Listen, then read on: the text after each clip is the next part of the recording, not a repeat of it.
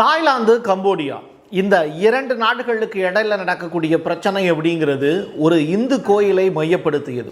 தமிழ்நாட்டிலையும் ஒரே ஒரு இந்து கோயில் இன்னைக்கு அயோத்தியாக மாற்றுவதற்கான பெரும் வேலையை பாஜக, ஆர்எஸ்எஸ் பரிவார கும்பல் சிறப்பாக செஞ்சுக்கிட்டு இருக்கு. அதற்கான வெகுமதி அப்படிங்கிறது யாருக்கு கிடைக்க போகுது அப்படிங்கிற பெருத்த கேள்விக்குறி. இந்த இரண்டு நாடுகளுக்கு இடையில் நடக்கக்கூடிய பஞ்சாயத்தில் பாதிக்கப்படுறது அப்பாவி பொதுமக்கள். அவங்க எப்படி பாதிக்கப்பட்டுக்கிட்டு இருக்காங்க? இந்த இரண்டு நாடுகளுக்கு இடையில் இருக்கக்கூடிய இந்த போரை நிறுத்துறதுக்கு ட்ரம்ப் தோல்வி அடைஞ்சிருக்கார். வேறொரு நாடு அந்த அமைதி பேச்சுவார்த்தையை கையில் எடுத்திருக்காங்க. அவங்க யார் அப்படிங்கிற அந்த டீட்டெயில் ரிப்போர்ட்டு தான் இந்த வீடியோவில் நம்ம பேச போகிறோம். வாங்க பார்க்கலாம் உறவுகளே, இது பிரசாத் சிக்னேச்சர். உங்களுடைய தொழில் சம்பந்தமான விளம்பரங்களை நமது சேனலில் ஒளிபரப்ப உங்களுக்கான அருமையான வாய்ப்பு. Prasad signature media broadcasting private limited. நீங்க நியூஸ் ரீடரா மாறணுமா? கண்டென்ட் கிரியேட்டரா உருவாகணுமா? சேட்டலைட் சேனல்ல ரிப்போர்ட்டரா வேலை பார்க்கணுமா? டாக்குமெண்ட்ரி மேக்கிங்ல இருந்து ஜேர்னலிசம் பற்றிய முழுமையான பயிற்சி பெற உங்களுக்கான அருமையான வாய்ப்பு. எங்களை தேடி வாங்க. ஆன்லைன் மற்றும் நேரடி பயிற்சி வகுப்புகளும் சர்டிபிகேட் கோர்ஸாவே கத்துத்தரும். மீடியா துறையில் 10 ஆண்டுகளுக்கு மேல அனுபவம் உள்ளவர்கள் பயிற்சி கொடுப்பார்கள். வாய்ஸ் ஓவர் தொடங்கி வாய்ஸ்லெஸ் பீப்புளுக்காக உங்களை சிறந்த ஜேர்னலிஸ்டா உருவாக்க வேண்டியது எங்களோட பொறுப்பு. ஸ்கூல்ஸ் அண்ட் காலேஜஸ்ல ஜூனியர் ஜேர்னலிஸ்ட்ங்கிற பேர்ல ஒர்க் ஷாப்பும் கண்டக்ட் பண்ணி கொடுக்கிறோம். மோட்டிவேஷனல் ஸ்பீக்கரா கடந்த 15 ஆண்டுகளா கல்வி நிறுவனங்களுக்கு நிகழ்ச்சிகளும் நடத்தி தரோம். தொடர்புக்கு 9944790333 94493594 prasadsignature@gmail.com. நீங்கள் பார்க்கக்கூடிய காட்சிகள் இதுவரைக்கும் உலகத்தில் இப்படி ஒரு காட்சியை நீங்கள் பார்த்துருக்கவே மாட்டீங்க. இந்த முகத்தெல்லாம் பாருங்கள், ஒரு விதத்தில் தமிழனுக்கான சாயல் அப்படிங்கிறது இருக்கும். ஏன்னா தாய்லாந்துலையும் கம்போடியாவிலையும் இருக்கக்கூடிய பெரும் கூட்டம் நம்மோடு இணைப்புக்குரியது. இந்த இடம் ஒரு வீடல்ல, பதுங்கு குழியல்ல, இது ஒரு பாதாள சாக்கடை. சாக்கடை மனுஷன் பயன்படுத்திய கழிவுகள் போயிட்டு இருக்கக்கூடிய இடத்துக்குள்ளே இவங்க ஏன் போய் ஒளிஞ்சிருக்காங்க அப்படிங்கிற அந்த தேடுதலோடு இது என்ன மாதிரியான காட்சி அப்படிங்கிறதையும் நம்ம அடுத்தடுத்து பேச போகிறோம். இது முழுக்க முழுக்க இந்த முகத்தை பாருங்கள். தாய்லாந்து அப்படிங்கிறது தாய்கள் இறக்குமதி செய்யப்பட்ட நாடு அப்படின்னு சொல்லுவாங்க. நம்முடைய வரலாற்று புத்தகங்கள் இருக்கக்கூடிய வார்த்தைகள் இது. அப்போது அங்கே இருக்கக்கூடிய பெண்கள் இங்கே வர்றதுக்கான வாய்ப்பை இங்கிருந்து போன தமிழர்கள் ஏற்படுத்திக்கிட்டாங்க. ஒரு காலகட்டத்தில் வெள்ளைத்தோலை பார்த்து இங்கே இருக்கக்கூடிய தமிழர்கள் போர் முறைய அடிப்படையில் அங்கே இருக்கக்கூடிய பெண்களை கவர்ந்து வரக்கூடிய நிகழ்வுகள் அரங்கேறிச்சா அப்படின்னு கேட்டால் தமிழன் அப்படிப்பட்ட வேலையை செய்யலை. இங்கே இருந்து அங்கே போய் திருமணம் மூலியமாக உறவை ஏற்படுத்தி கொண்டு அங்கிருந்து பெண்களை இங்கே இறக்குமதி செஞ்சாங்க. இதுதான் அங்கே நடந்திருக்கக்கூடிய விஷயம். ஸோ இன்றைக்கி நம்மளுடைய ஐடென்டிட்டி அப்படிங்கிறது கருப்பு. அந்த கருப்பில் இருந்து சில பேர் ப்ரௌனியாக மாறியிருக்காங்க, சில பேர் வெள்ளைத்தோல் பொருத்திய உடம்பாக மாறியிருக்காங்க. அதை தாண்டி பால்வண்ண மேனியார் அப்படின்னு சில பேர் இருக்காங்க. அவங்க தான் கைபர் போலன் கணவாய் வழியாக வந்தவர்கள். அவர்கள் இன்னமும் நம்மோடு இணையவில்லை, இணைய மாட்டார்கள். அவர்கள் அப்படியே அப்புறப்படுத்தப்பட வேண்டியவர்கள்.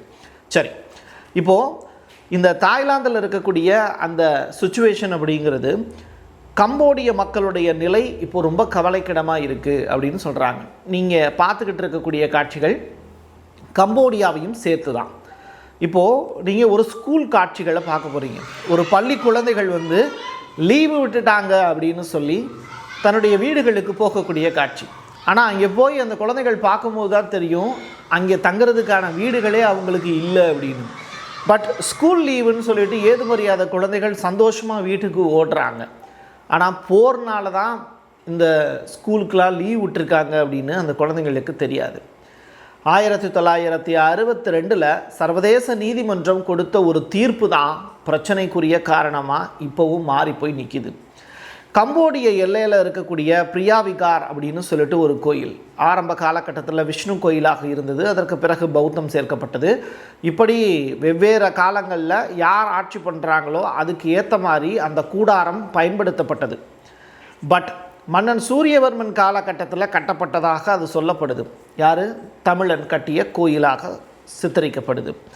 தாய்லாந்து தாக்குதல் நடத்தியதால் உலகமே இப்போ அதிர்ச்சிக்குரியதாக மாறி நிற்கிது. காரணம் என்னென்னா, இந்த கோயிலுடைய அழகு அப்படிங்கிறது கட்டுமானத்தில் இருக்குது. இந்த கட்டுமானத்தை பீரங்கிகளாலையும் துப்பாக்கி குண்டுகளாலையும் சிதைச்சு இப்போது அதை எப்படி மாற்றிருக்காங்க அப்படின்னா இப்படி மாற்றிருக்காங்க தாய்லாந்து. ஸோ கம்போடியா தன்னுடைய பாரம்பரிய சின்னமும் கலாச்சாரமும் அழிக்கப்பட்டு கொண்டு இருக்கிறது அப்படிங்கிறத யுனெஸ்கோவுக்கும் ஐக்கிய நாடுகள் சபைக்கும் இப்போ தகவலாக பரிமாறியிருக்காங்க. பட் இதில் கம்போடியா செஞ்ச விஷயம் என்ன அப்படின்னா, ஒளியறதுக்கு வேறு இடமே கிடைக்காம இந்த கோயிலுக்குள்ளே போய் அவங்க ஒளிஞ்சாங்க அப்படிங்கிற காரணத்தை வச்சு தாய்லாந்து நாங்கள் தாக்குதல் நடத்தியது வீரர்கள் மீது, ஆனால் தாக்குதலுக்கு உள்ளானது பாரம்பரிய சின்னமும் சேர்த்து அப்படிங்கிறது தான் பதிலாக இருக்குது. சரி, தாக்குதலுக்கு பதிலடியாக கம்போடியா இப்போ தீவிரமான போர் முழக்கத்தில் ஈடுபட்டிருக்காங்க. தாய்லாந்து இராணுவ முகாம்கள் மீது அவங்க நடத்தி இருக்கக்கூடிய தாக்குதலை தான் இப்போ நீங்கள் பார்க்க போகிறீங்க. ஒரு பிரம்மாண்டமான தாக்குதலாக இது தெரியுது. இப்படிப்பட்ட ஒரு தாக்குதல் அப்படிங்கிறது கற்பனைக்கும் எட்டாது. நீங்கள் காசா இஸ்ரேல் போர் மாதிரி இன்றைக்கி இருக்கக்கூடிய இந்த தாய்லாந்தும் கம்போடியாவும் மாறி போய் நிற்கிது. நம்முடைய தமிழ் உறவுகள் ஏகப்பட்ட பேர் அங்கே இருக்காங்கங்கிறது வேதனைக்குரியது தான். இப்போது ஒரு நேம் போர்டை கூட பார்த்து சகிக்க முடியாமல் அந்த நேம் போர்டை அப்படியே கீழே தள்ளி அதில் சந்தோஷப்படுறாங்க இராணுவ வீரர்கள். இது கம்போடியாவினுடைய பெயர் பலகை பொறிக்கப்பட்டிருக்கக்கூடிய ஒரு இடம். அந்த பெயர் பலகை மனுஷன்லாம் யாரும் நிற்கலை, பட் அதன் மீது ஒரு இராணுவ வீரர் தன்னுடைய பீரங்கி மூலியமாக அந்த போர்டை சின்னாபின்னமாக சிதைக்கக்கூடிய காட்சி. எந்த அளவிற்கு அந்த போர் குணமா அப்படின்னு எனக்கு தெரியல. அந்த கோபம் அப்படிங்கிறது அவங்களுக்கு இப்படி வெளிப்படுது. இந்த அளவிற்கான கோபம் அப்படிங்கிறது கம்போடியாவுக்கும் தாய்லாந்து வீரர்களுக்கும் இடையில் ஒரு பிரச்சனையாக மாறி இருக்கு. இதற்கான அடிப்படை ஏன் அப்படின்னா, தாய்லாந்து வீரர் ஒருத்தர் அந்த இடத்துல கொலை செய்யப்பட்டிருக்கிறார், கம்போடிய வீரர் ஒருத்தர் கொலை செய்யப்பட்டிருக்கிறார். இது ரெண்டுமே இராணுவ வீரர்களுடைய அத்துமீறிய தாக்குதல். அமைதி பேச்சுவார்த்தை அப்படிங்கிறது ட்ரம்ப்பால் நிகழ்த்தப்பட்டு கொஞ்ச காலம் அமைதி நிலவியது. இப்போ மறுபடியும் 2 இராணுவ வீரர்களுடைய பலி அப்படிங்கிறது மறுபடியும் போருக்கான அத்தியாயமாக மாறி போயிருச்சு. அதனால தான் நான் ஸ்டார்டிங்கில் இந்த கார்டு கொடுத்துருந்தோம் 2.0 அப்படிங்கிறது. சரி, இப்போ இந்த விமானங்களையே காட்சிப்படுத்துகிறோம் அப்படின்னா, கம்போடிய பெயர் பதிக்கப்பட்ட இடங்கள் மீது தாக்குதலை வீடியோ காட்சிகளாக பார்த்தீங்க. தாய்லாந்தினுடைய F-16 போர் விமானங்கள் இப்போது களமிறங்கியிருக்கு. இந்த F-16 போர் விமானங்களை எதிர்கொள்ளக்கூடிய அளவிற்கு கம்போடியா கிட்ட வலிமை கிடையாது. தமிழ் பாராயணம் பாடி போய் அரசவையில் உட்காரக்கூடிய வழக்கம் அப்படிங்கிறது இந்த 2 நாடுகளில் எந்த நாட்டுகிட்ட இருக்குது அப்படிங்கிறத நீங்கள் தேடி பார்த்து தெரிஞ்சுக்கலாம். இன்னமும் தமிழ் வேர்கள் அப்படிங்கிறது இந்த 2 நாடுகள்லையும் இருக்குது. சந்தோஷமாக நீங்கள் வாழ்கிறதுக்கான வாய்ப்பையும் சமய மார்க்கமாக உங்களை வளர்த்து கொள்வதற்கான வாய்ப்பையும் தமிழர்கள் அங்கே ஏற்படுத்திட்டு போனாங்க 1000 வருஷத்துக்கு முன்னாடி. இன்றைக்கி அதே நாடுகளில் இன்றைக்கி என்ன சுச்சுவேஷன் அப்படின்னா, அந்த கோயிலை வைத்தே அடித்து நாரக்கூடிய நிலை அப்படிங்கிறது அங்கே அரங்கேறிக்கிட்டு இருக்கு. அமெரிக்கா கொடுத்துருக்கக்கூடிய இந்த F-16 போர் விமானத்தின் மூலயமா இப்போது கம்போடியா மீது ஒரு அதிநவீன தாக்குதலை தாய்லாந்து நிகழ்த்திக்கிட்டு இருக்கு. போர் நிறுத்த ஒப்பந்தங்கள் அப்படிங்கிறது காற்றில் பறக்க விடப்பட்டு கொண்டிருக்கிறது.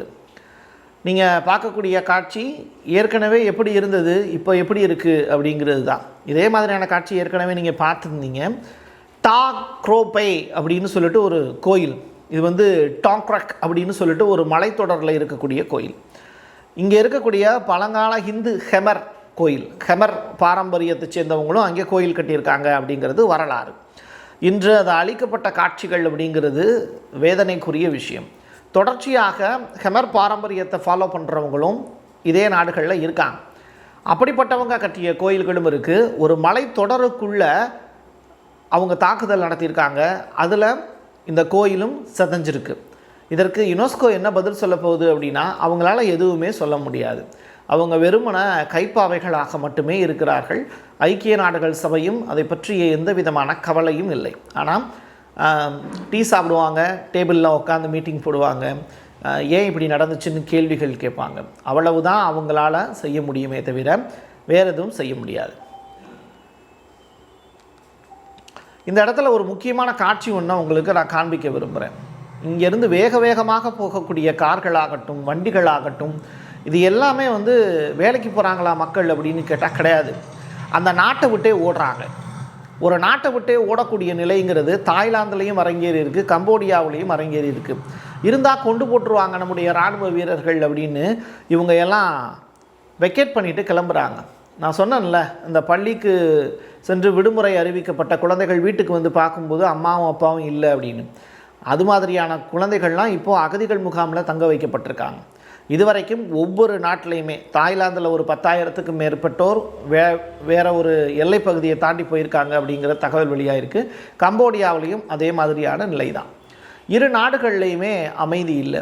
மக்கள் வீடுகளை விட்டு எல்லைப் பகுதியை தாண்டி ஓட்டம் பிடிக்கிறார்கள்ங்கிற செய்தி. பிரியா விகார் அப்படிங்கிற கோயிலுக்காக மக்களுடைய உயிர் அப்படிங்கிறது அங்கே பறிக்கப்பட்டு வருகிறது. இதே மாதிரியான கோயில்கள் அங்கே வேறு ஏதாவது இருக்கா அப்படின்னு கேட்டால் ஒரு இம்பார்ட்டண்டான விஷயம் ஒன்று இப்போ நான் உங்களுக்கு சொல்ல போகிறேன். இந்த 2வது சூரியவர்மன், இவர் யாருன்னா தமிழர். இவருடைய காலகட்டத்தில் கம்போடியாவில் அங்கோர் வாட் அப்படின்னு சொல்லிட்டு ஒரு கோயில் ஒன்று கட்டப்பட்டது.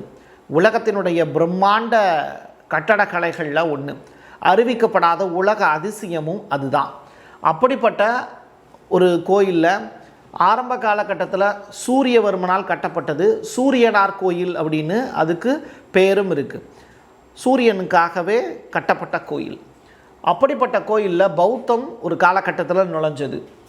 சிவனுக்காக எழுப்பப்பட்ட அந்த சூரியனார் கோயிலையும் தாக்குதல் நடத்துவதற்கு பெரிய திட்டம் ஒன்று தீட்டிக்கிட்டு இருக்காங்க. ஸோ தாய்லாந்தில் இருந்து கம்போடியாவை நோக்கி இங்கே மதம் அப்படிங்கிற அந்த ஒரு பெரிய ஆயுதத்தை சுமந்து கொண்டு போர் துவங்கி இருக்கு. மதம் அப்படிங்கிறது மனிதனை நெறிப்படுத்துவது, சமயம் அப்படிங்கிறது மனிதனுடைய மனத்தை சமப்படுத்துவதற்காக கொடுக்கப்பட்டதாக கூட கருதலாம். எது எப்படியாக இருந்தாலும் இங்கே நாம் சார்ந்திருக்கக்கூடிய மதத்தை தாண்டி ஒரு மனுஷன் இன்னொரு மனுஷனை நேசிக்கிறதுக்கு பழகலை அப்படின்னா இந்த 2 நாடு மட்டுமல்ல, ஒட்டுமொத்த உலகமுமே அழிவின் பாதையில் தான் போயிட்டுருக்குங்கிறத நீங்கள் புரிஞ்சுக்கலாம். அன்பு அகிலமெல்லாம் பரவும் வரை இந்த மாதிரியான பிரச்சனைகள் பரவிக்கிட்டு தான் இருக்கும். அதில் மாற்று கருத்து ஏதுமில்லை. என் கையெழுத்து என் மக்களுக்கானது உறவுகளே. மீண்டும் ஒரு பதிவில் சந்திக்கலாம். நன்றி, வணக்கம். Prasad signature media broadcasting private limited. நீங்க நியூஸ் ரீடரா மாறணுமா, கண்டென்ட் கிரியேட்டரா உருவாகணுமா, சேட்டலைட் சேனல்ல ரிப்போர்ட்டரா வேலை பார்க்கணுமா, டாக்குமெண்ட்ரி மேக்கிங்ல இருந்து ஜேர்னலிசம் பற்றிய முழுமையான பயிற்சி பெற உங்களுக்கான அருமையான வாய்ப்பு. எங்களை தேடி வாங்க. ஆன்லைன் மற்றும் நேரடி பயிற்சி வகுப்புகளும் சர்டிபிகேட் கோர்ஸாவே கத்துத்தரும். மீடியா துறையில் 10 ஆண்டுகளுக்கு மேல அனுபவம் உள்ளவர்கள் பயிற்சி கொடுப்பார்கள். வாய்ஸ் ஓவர் தொடங்கி வாய்ஸ்லெஸ் பீப்புளுக்காக உங்களை சிறந்த ஜேர்னலிஸ்டா உருவாக்க வேண்டியது எங்களோட பொறுப்பு. ஸ்கூல்ஸ் அண்ட் காலேஜஸ்ல ஜூனியர் ஜேர்னலிஸ்ட்ங்கிற பேர்ல ஒர்க் ஷாப்பும் கண்டக்ட் பண்ணி கொடுக்கிறோம்.